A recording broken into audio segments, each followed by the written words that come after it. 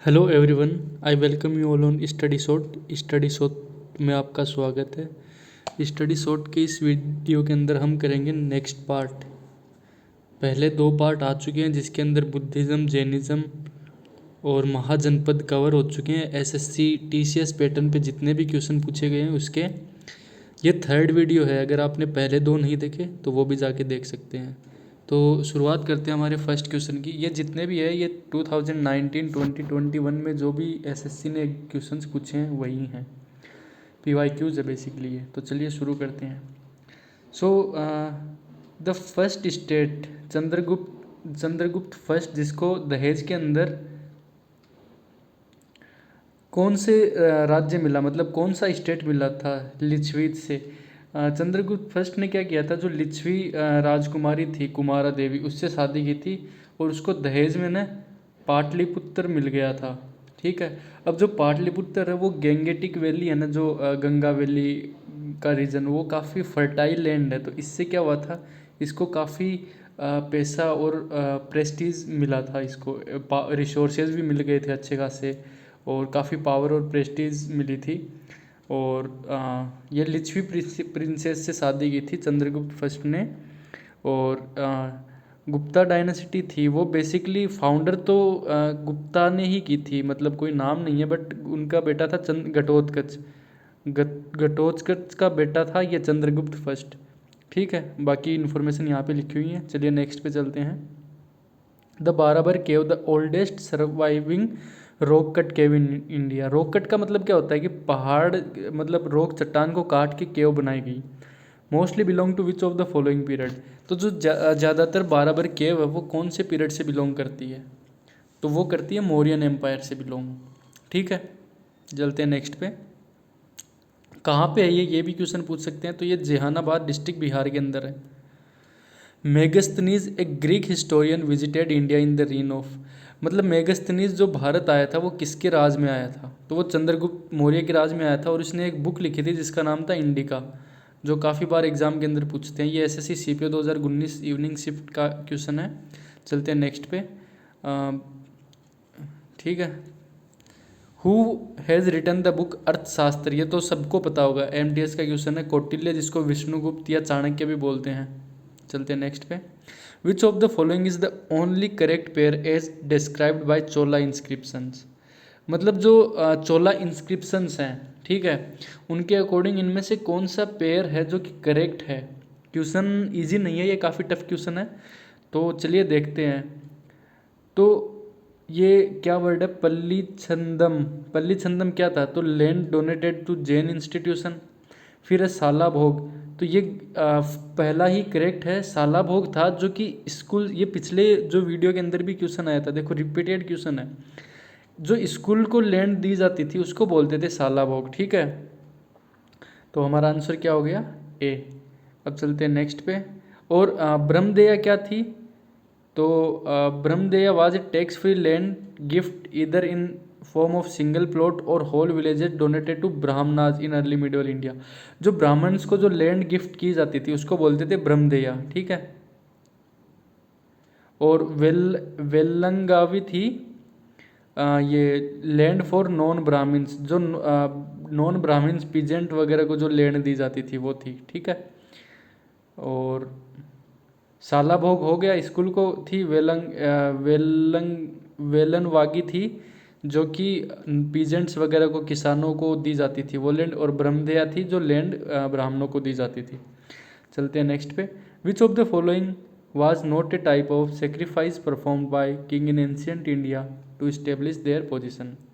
इसमें से कौन सा सेक्रीफाइस नहीं है जो कि किंग नहीं करता था, मतलब जैसे तीन तो हैं जो कि वो परफॉर्म करता था, चौथा कौन सा है जो नहीं करता था। तो ये है मुवेंदा वेलन। अब क्या क्या करता था वो, तो वाजपेयी एक सोम, ये यज्ञ लिखा हुआ ना, इसका मतलब यज्ञ है, which involve minor animal sacrifice, मतलब कुछ माइनर छोटे जानवरों की बलि दी जाती थी वाजपेयी के अंदर।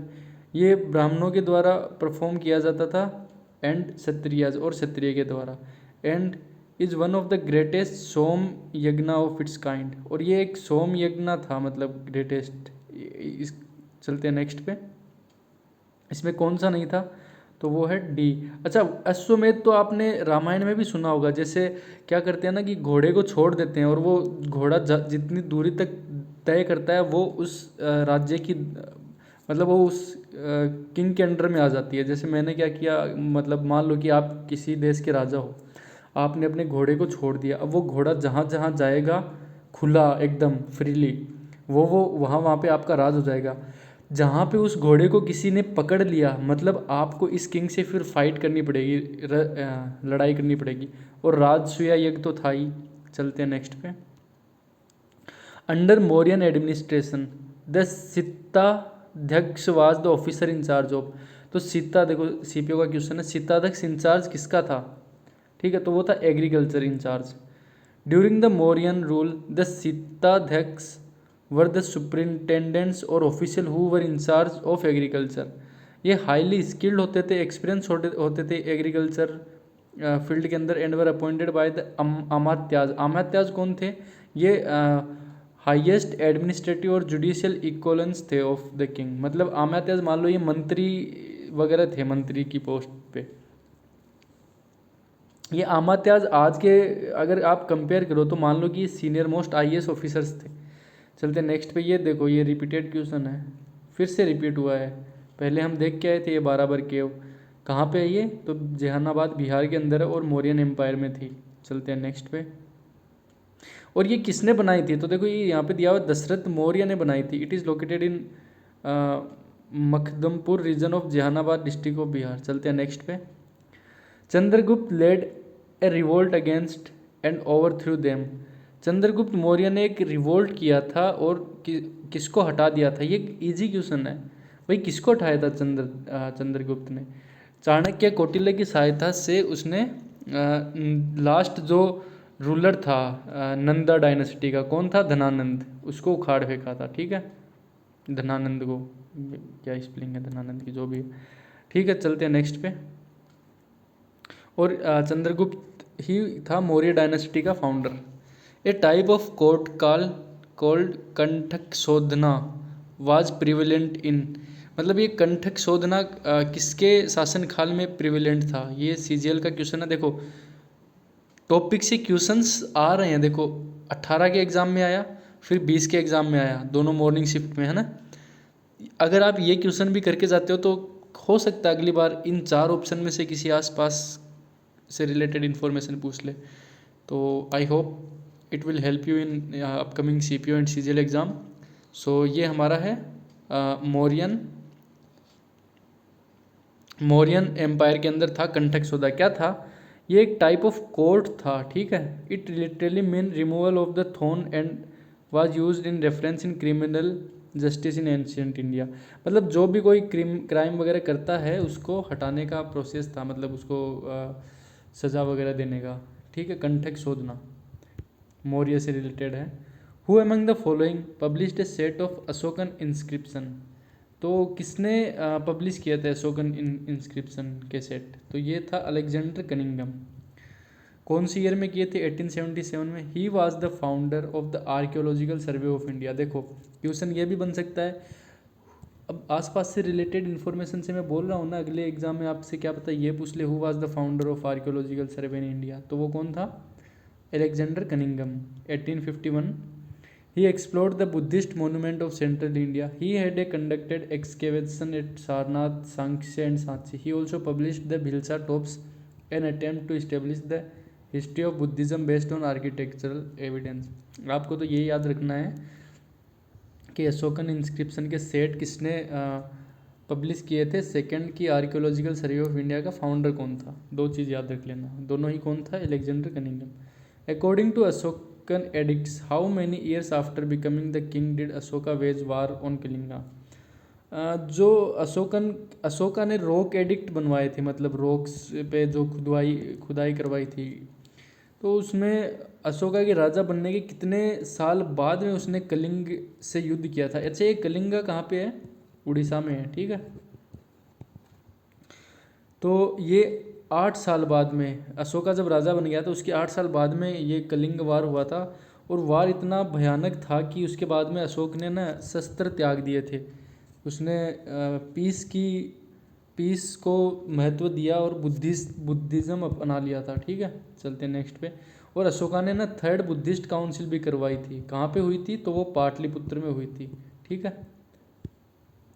Who among the following was the first scholar to decipher Ashokan edict? तो ये फर्स्ट कौन था जिसने डिसाइफर का मतलब होता है पता, जैसे क्या होता है कि एक लैंग्वेज होती है और उसमें लिखा क्या है उसको डिसाइफर कर लेना, मतलब एक कोडेड को डिकोड करना। ठीक है, तो कौन था वो? James Prinsep. ठीक है, ये फर्स्ट स्कॉलर था जिसने अशोकन एडिक्ट्स को डिसाइफर किया था। Most of the dialects of Ashokan edict were written in Prakrit language. ज़्यादातर जो अशोका ने लिखे थे वो प्राकृत लैंग्वेज में थे, using Brahmi and Kharosthi script. ये क्वेश्चन भी आ सकता है कि अशोका के जो डायलेक्ट्स थे प्राकृत लैंग्वेज में, वो कौन सी स्क्रिप्ट में थे? तो ब्राह्मी और Kharoshthi script. Alexander Cunningham is also known as father of Indian archaeology. ये हमने पढ़ ही लिया पहले। चलते हैं नेक्स्ट पे। Who among the following ruler inscribe his message to his subject and official on stone surfaces? तो अशोका ही था। अशोका ने रॉक एडिक्ट्स वगैरह बनवाए थे काफ़ी। वो चाहता था कि अपने मैसेज को लोगों तक पहुंचाना कि भाई पीस करना चाहिए, लड़ाई नहीं करनी चाहिए, ये सब। वो भी लड़ाई करने के बाद में उसको रियलाइज़ हुआ। Ashoka was one of the greatest ruler known to history and on his instruction inscription were inscribed on pillar as well as on rock surfaces. ठीक है, सम्राट अशोक बोला जाता है। काफ़ी महान, मतलब पावरफुल रूलर भी था और महान भी था। चलते हैं नेक्स्ट पे। Who among the following king founded the Mauryan empire? देखो कितना इजी क्वेश्चन पूछा है, ये सबको पता है I hope. Chandragupta Maurya. Which was the first empire in ancient India to use elephant its war on large scale? अच्छा, कौन सा एम्पायर था जिसने फर्स्ट टाइम एलिफेंट्स को वार मतलब युद्ध में इस्तेमाल किया था? तो वो मगध एम्पायर था। ठीक है, चलते नेक्स्ट पे। In Indian history who were referred as Atavika Rajya? Atavika राज्य क्या होता है? तो फॉरेस्ट किंगडम को बोलते हैं। अत्विका राज्य refer to tribal people living in forest. जो भी ट्राइबल लोग हैं जो फॉरेस्ट में रहते हैं उनको बोलते थे अत्विका राज्य। ठीक है। Their early reference is found इनका रेफरेंस कहाँ मिलता है? मौर्यन पीरियड में। During the age of Mahajanapada Jharkhand state was a part of Magadha and Anga in the Mauryan period. ये दिया हुआ है, बस हमें यही ध्यान में रखना है। अत्विका राज्य क्या है? तो वो फॉरेस्ट किंगडम को बोला जाता था। Who was the last king of Mauryan dynasty? बताओ कौन था लास्ट किंगडम मौर्यन डायनेसिटी का? तो वो था Brihadratha. Was the last king of the Mauryan dynasty. कब से कब तक रूल किया था उसने? तो 187 से 184 BC तक। When he was killed by his general Pushyamitra Shunga who went on establish the Shunga empire. हुआ क्या था कि जो बृहद्रथ था, अच्छा देखो अशोका के बाद में क्या हुआ था कि मगध उतना वीक नहीं रहा था क्योंकि उसने नॉन वायलेंस की पॉलिसी अपनाई थी, पीस की। अब पीस से आप रूल नहीं कर सकते, आपके हाथ में तलवार होगी तभी आप रूल कर पाओगे। तो बाद में यही हुआ कि उसी के जो मंत्री था, जनरल था, उसने बृहद्रथ को मार दिया और फिर शुंगा एम्पायर का इस्टेब्लिश किया। चलते हैं नेक्स्ट पे। Which dynasty ruled India between 320 AD and 550 AD? भाई कौन सी डायनेसिटी ने रूल किया था 320 AD से लेके 550 AD? तो ये थी Gupta dynasty. The Mauryan empire which formed around 321 BC and ended in 185 BC, Hoysala dynasty, a family that ruled in India about 1006 to about 1346 CE। देखो गुप्ता डायनेसिटी को ना स्वर्ण काल भी बोला जाता है। ये काफ़ी कहते हैं कि जो गुप्ता पीरियड था वो गोल्डन एज था। Emperor Ashoka embraced Buddhism after? भाई सभी को पता है कलिंगा वार के बाद में उसने बुद्धिज़्म अपना लिया था। Which of the following ruler did not belong to Mauryan dynasty? देखो मौर्यन डायनेसिटी से अशोका है, चंद्रगुप्त है, बिंदुसार भी है। कौन नहीं है? तो वो बिंबिसार है। अच्छा बिंबिसार कौन सी डायनेसिटी से था? देखो बिंबिसार का बेटा था अजातशत्रु। बिंबिसार को अजातशत्रु ने मार के और हरियंका डायनेसिटी का फाउंडर था बिम्बिसार, ठीक है। हरियंका डायनेस्टी लिखा हुआ भी यहाँ पे। What was the name of king Ashoka's daughter whom he appointed to carry out the duties of Buddhist missionary. देखो अशोका ने क्या किया था, अपने बेटे और बेटी को ना बुद्धिस्ट मिशनरी मतलब बुद्धिज़्म फैलाने के लिए, जैसे क्रिश्चियन मिशनरी आई थी वैसे ही बुद्धिज़्म का प्रचार प्रसार के लिए भेजा था। तो उसका नाम क्या था, तो उसका नाम था संघमित्रा और उसके बेटे का नाम था महेंद्र, ठीक है। They both went to Lakshadweep and Sri Lanka. कहाँ कहाँ गए थे वो, लक्षद्वीप और श्रीलंका में गए थे बुद्धिज़्म को प्रमोट करने के लिए। चलते हैं नेक्स्ट पे।